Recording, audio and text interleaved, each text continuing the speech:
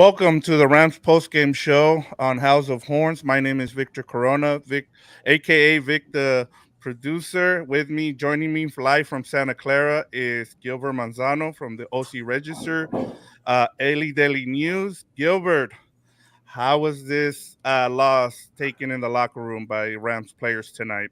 Yeah, Victor, not well. Starting to sense a theme here. Maybe the Rams can't play on primetime night games. They always have bad offenses. Well, at least this year, the Bills and now the 49ers. But, the first person we spoke to in the locker room was Cooper Cup. And, like, you could tell he was not happy. He wasn't in the mood. But, he's a captain on this team. He has to talk. He has to answer questions. And, he came up to us and he said, yeah, I'm gonna sit here and say we got to execute better. And then he said, well, at some point we got to stop saying it and actually execute. So this offense is definitely, not in sync. Would you say it's broken? Maybe. But overall, Victor, I feel like the theme of the night, 24-9, losing to a rival 49ers, was definitely the poor offensive play. And they got to figure it out because it's only been, what, 4 games? Lots to go. And Victor, I'm still at Levi Stadium, so let me know if it's too loud with No, people. no, you're good. I just had a question for you. Is this a bigger loss than the one against the Bills? I know there was, the offensive line gave up 7 sacks as well as they did, but it just seemed like this seemed like a bigger, more dominant win for the Niners over the Rams than the Bills one, or at least it felt more because it's a rival. Yeah, I was trying to figure that out when I was writing my story. Check it out the OC Register, and it Go was club. still it was still a one-score game. Midway through the fourth quarter, that missed field goal by Robbie Gold, that went wide left. They still had a chance. It was 17-9. You think, okay, maybe after all these bad mistakes in the red zone, field goals, they'll figure it out. But and then you get, well, I'll start this way.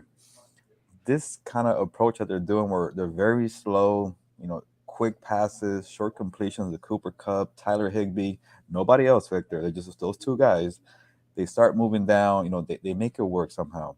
And they were doing that, when it was 17-9. And then, oh, we forget. Usually an interception from Stafford tends to come in that moment. And obviously, take a credit, take a victory lap, Victor, on Hufanga, getting the pick Yes. six, the product out of USC, the safety for the 49ers, a very promising safety. Jumped the route on Cooper Cup, took it to the house, 52 yards, game over. Because this offense cannot, come behind from what, 10 points, 14 points. I don't know for Victor. So after that, you could tell the game was over, and it was still like what, 7 minutes in the game. So, uh, yeah, they had they had a chance, and the Bills one just felt like a blowout from what, the third quarter, I think. This one they had a little more of a chance, but also you're right, it's a rivalry game against the 49ers, and they pretty much did whatever they wanted to do on Monday Night Football. Yeah, and going off of that, I mean Matthew Stafford, like one of the before we jumped on here, one of the stats that I have for you was Cooper Cup and Tyler Higbee combined for 29 targets, catching 24 of them for 200 yards, while the rest of the team combined for 8 targets. That's not going to get it done. I mean, there was no running game in whatsoever, and I get what they were trying to do. They were trying to offset the pass rush by doing the whole quick game pass game here, but it just looked it just looked congested once again. And they kept one in the story again, settling for field goals. You go on long drives, like it would the first drive looked really promising, and then you have to settle for field goals, and that has to be heartbreaking for an offense that has been lights out since McVay took over. Yeah, it's definitely a very good 49ers defense. And to that first drive was very promising, and they stalled out in the red zone. They got the 3 points, and I thought, like, against this defense, that's a win. I felt like to start out the game like that. But then on the flip side, on defense, to let Jeff Wilson have that 32 rushing yard touchdown, the 49ers were getting explosive plays. They were moving up the field quickly, and Jimmy G was doing what he needed to do. Yeah, he missed a couple plays here and there, but he was giving the ball to Debo Samuel and obviously the Jeff Wilson play. But other than that, like, the defense kept doing its part. They kept hanging around, and then the offense kept going back to the red zone, kept failing on the red zone. I think 3 times they had to do that. And by the way, Matthew Stafford, for the first time as a Ram last week, didn't throw a passing touchdown. He did it again tonight, back-to-back games. So uh, they have something going on with the red zone. That was a same thing last week, and then This is the first time I probably, finally pissed off Sean McVay as my as a newcomer on the beat. I asked him, why can't you spread the ball around? Why has it been a struggle to get Allen Robinson back or involved? Remember Allen Robinson, who was a hype machine training camp, and he just said it's been a struggle overall. So they are very frustrated. I know 24 games, but they've had the same approach every week, week in and week out. Bad offensive line play, injuries, can't stretch the field, and now you can see a little bit of frustration. But it's still a lot of football to go. Yeah, and I mean, well, let's start with Matthew Stafford. Like one of the other stats that I saw with him is that, well, it was a fifth pick six under McVay. Goff had three, and now Stafford has two against the Niners. So that's not something good. And then one of the keys we had when we were previewing this game was I said that Stafford needed not to turn the ball over and manage this game. He failed to do that. You said that the defense needed to put some uh, pressure on the offense on Jimmy G to avoid those quick passes, and then of course they didn't do that because they allowed a, like you talked about, a 32-yard touchdown run by Jed Wilson, the Debo Samuel 57-yard touchdown, and they also had a 35-yard run by the fullback U6. And then when the game was on the line there, where they had a chance to come back on a 3rd and 13, they give up a 29-yard on a short screen to Samuel Debo. Those are the kind of things that are gonna make you lose games, especially rivalry games. It's the small things, and they came back to bite them in here against the Niners. Yeah, the defense definitely wasn't perfect. It was a slow game for them, but they did enough to at least give the offense a chance, and the offense couldn't do it. But let's go back to the Debo Samuel play. You know, Ufanga, right? Hopefully I'm not butchering his name. Ufanga, Talanoa Hufanga. Hufanga, he timed it perfectly, jumping the route and getting the pick six. Darion Kendrick, the rookie for the Rams, tried to do that on Debo Samuel. But when you get risky and you get greedy and you don't come up with that play, you don't want to give the most electric player in the NFL a bunch of space. And when he failed to get that interception, Debo Samuel, went and did his thing, and a missed tackle by Taylor Rapp, a really bad missed tackle by Taylor Rapp.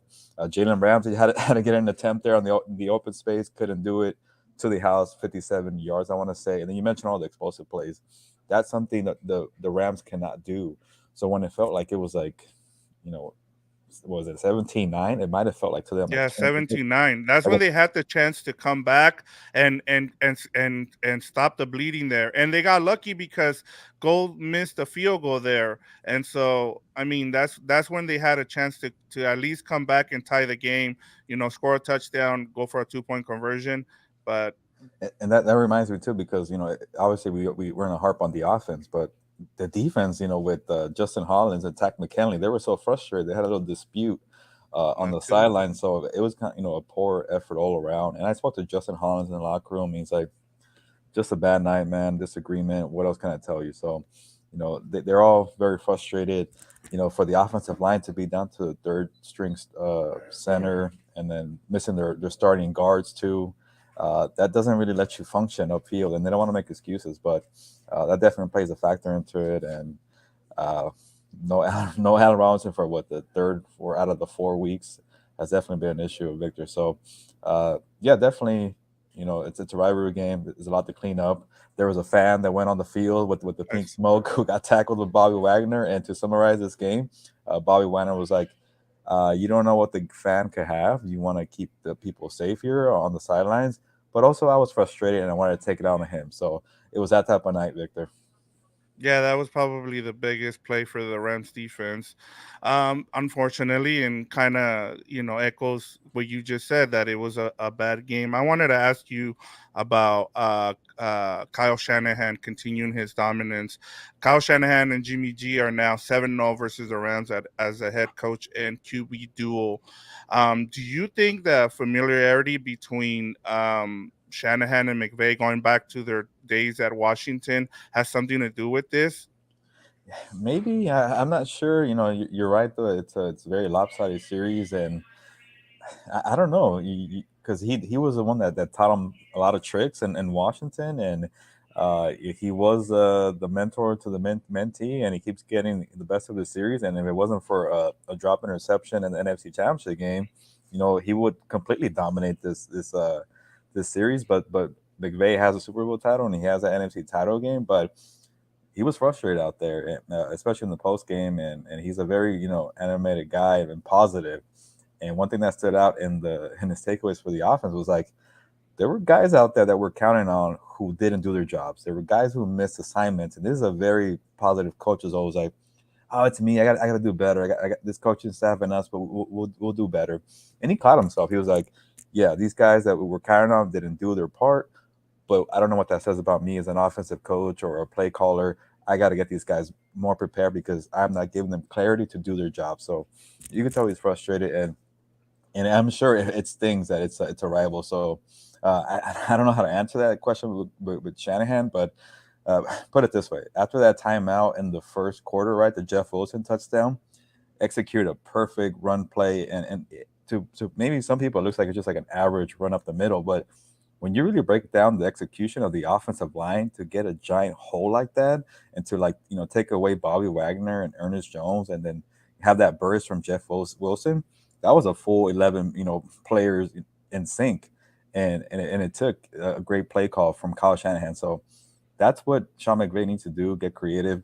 And so far, he's tried with Ben Skoranek playing fullback. That's all he has right now. Like that's the only creativity Yeah. they have, and that did not work today. And Nick Bosa, man, 2 sacks, 7 sacks for the entire 49ers defense. The second time this season the Rams have allowed 7 sacks. So banged up offensive line, not enough playmakers, and your quarterback is making turnovers. It seems like every week. So this is all this is all bad recipe, Victor, for a pretty broken Rams offense right now. Yeah, and now the talk of Odell Beckham begins, and we saw it on the on on Monday Night Football. They talked about it as well. So, and I mean, they broke down everything we talked about how it's a two-man offense right now with Higby and Cup. Like nobody's getting in, and I think the biggest like wow for me was Tutu Atwell being inactive. I mean, that's a guy you drafted in the second round and you're not even using him. It tells you where you're at offensively, and you can only do so much with Ben Skoranek playing him as a fullback. Today, you didn't even see that because you knew that that defense was so good. You couldn't use him there. This is where you need extra bodies. You need a fullback, maybe even an extra tight end. And like you talked about, one of the biggest runs that or plays that they had was when they used the two tight end, you know, um, set. And outside of that, we didn't see much of it. There was no running game. Was another thing that was really frustrating to watch. Was this is where you kind of against a really good defense, you want to be able to soften them up by running the ball at least, giving them a chance. Your receivers and Cooper Cup was out there by himself, and so was Tyler Higby. So, and I feel bad for Allen Robinson. You brought him in here to be an X factor, and he hasn't been allowed to. I mean, he had that one play at the goal line, but he couldn't come down with it because it wasn't thrown well by Stafford. Victor, we're a team here on House of Horns, and I can't talk that loud because there's people behind me working here at Levi Stadium, and you touch a bunch of points that I want to hit on because the offense is so bad right now that we haven't even mentioned the running game, and the running game was absent today. Well, like 50 something yards. It felt like they had like one play from Cam Akers on the fourth down, and that's about it. Uh, with Hufanga, what I gotta get his name right. Hufanga saying that the receivers are running the same play after play and they're jumping around. So it's just a mess here, Victor, overall. And uh, now that I think about it, I wish we had more questions because I want to answer questions, and I see a few people are on right now. So don't be shy. If you have a question, Victor or I, me and my whisper voice will answer them. But yeah, it's a lot of games to go, and when you're being dominated in the series by the 49ers and your offense can't figure it out, it's definitely an issue, Victor. So yeah, you're right about the two tight end sets where it worked for a little bit and they stopped doing it. I don't know why. Um, and especially because it helps you out when the offensive line can't block. And I spoke to a couple of offensive linemen in the locker room, and they're trying to stay positive, and the right tackle Rob Havenstein, who's very good to me. We always kind of have some back and forth banter in the locker room, especially because I'm new. I get I get some mistakes every now and then when I butcher names, Yeah. and it gives me a hard time. But Rob was like, you know, we got to find our identity as an offense. Like, it's only been 4 games. This is not who we are. And I tell Rob, it's like, well, it's been 4 games. It's the same thing. Like, you don't spread the ball around. You don't push the ball down the field. How do you make this not be your identity? Because it is right now. It's the same old thing. Every single week, Victor, we're talking about Ben Skoranek trying to help out this shorthanded offensive line, and it's all about Cooper Cup. There's no Allen Robinson, so it feels like the same game that I'm covering every single week. So, especially when the defense can get a takeaway or a turnover to help them out, that's a bad recipe. And but credit to the 49ers, they went to the recipe of run heavy. Garoppolo giving the guys the ball in space, and then Nick Bosa and the rest of the guys doing their thing. So uh, definitely, it was their type of game here at Levi Stadium on Monday night. Yeah, one of the things, the reason wanted to ask you about the whole Kyle Shanahan and McVay thing was because it just seems like McVay overthinks himself. And I think he tries to get a little bit too cute with some of his play calling instead of just, look, this is what I have. If this is what's working, let's use it. And I think he tries to kind of overreact to whatever Kyle Shanahan is doing on offense. And then he takes it and doesn't do as well for whatever reason. That's some of the things I've noticed. I don't know if that's the fact, but and then also I'm sure it's frustrating because he doesn't have his weapons right now, and so there's not much he can do, And you're relying on a defense there who is top heavy. And once you start losing, same thing with the offensive line. Once you start losing those offensive linemen, it's kind of hard. Like they lost their center today as well. So, is there any injury update on him? There's no update on Coleman Shelton injuring his ankle right now.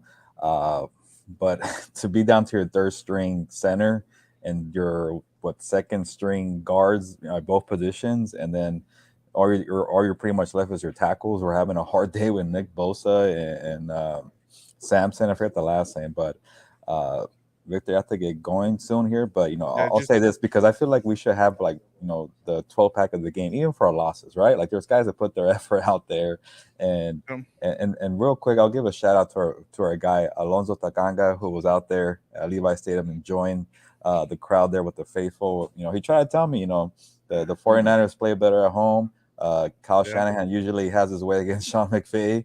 And they were both broken offenses coming into the game, but obviously one adjusted and one did not. But I would give my it's kind of like like you're searching for somebody here for an award here, but I will give my 12 pack to Jeremiah Coloni. Hopefully, I'm not butchering. That's another name that I keep butchering that the linemen give me trouble. But Yeah, that center. to be asked to come in and just snap the ball and be the third string guy, and to just at least be reliable in a bad day.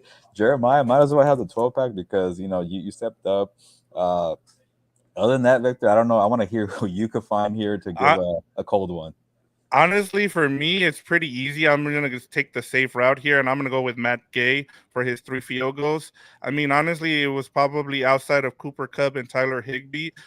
He was the only one that showed up and put points on the board. It's an easy way out, but he's the only guy that actually has something positive today.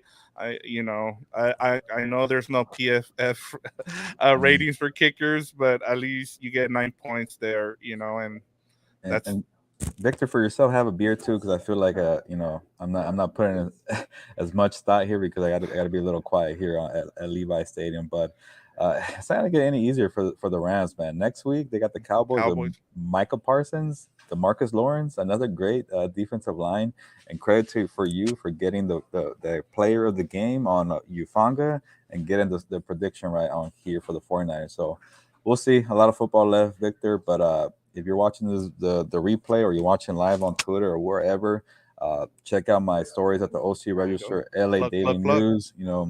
I try to give my quick thoughts there too on the on the broken offense. I'm about to do another story soon, so a lot of football left. So you're a down Rams fan, hang in there, and if you're Alonso Takanga, have fun, enjoy the win. So, Victor, anything else you want to say before we leave? No, just wanted to say that, send us your questions. We still have the giveaway for the shirt. Please subscribe. We're trying to get to 250 subscribers, and then, comment, and, you have a chance to win a Blitz Aaron Donald shirt. Other than that, go ahead and close it off for us, Gilbert. Well, Victor, we finally have a comment here from Alonso, so I showed the comment. Enjoying it. There you Yeah, go. So yeah, there he's you go. definitely enjoying it. So hopefully, this will encourage people to leave a comment or a question for the next show. But There on you that go. note, Victor, ya nos vamos, pues vámonos.